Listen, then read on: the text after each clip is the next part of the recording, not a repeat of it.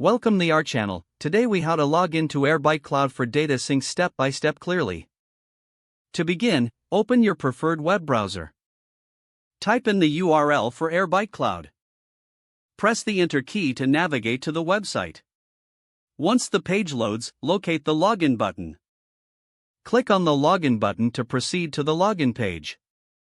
On the login page, you will see fields for your credentials. Enter your registered email address in the designated field. Next, input your password in the password field. Ensure that you have entered both your email and password correctly. If you've forgotten your password, click on the Forgot Password link. Follow the prompts to reset your password if needed. After entering your credentials, look for the Sign In button.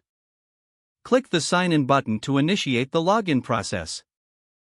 Wait a moment as your credentials are verified. Once logged in, you will be redirected to your Airbyte Cloud dashboard. From the dashboard, you can start setting up your data syncs. If you encounter any issues, double-check your login credentials. Ensure your internet connection is stable if you experience delays. Now you are ready to explore the features of Airbyte Cloud. Follow on-screen prompts to navigate through your dashboard effectively. Enjoy the seamless data synchronization processes available to you. If the page does not load, refresh the browser or try again in a private or incognito window.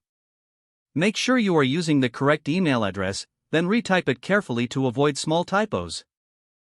If your password is not accepted, use the reset option and create a new strong password you can remember.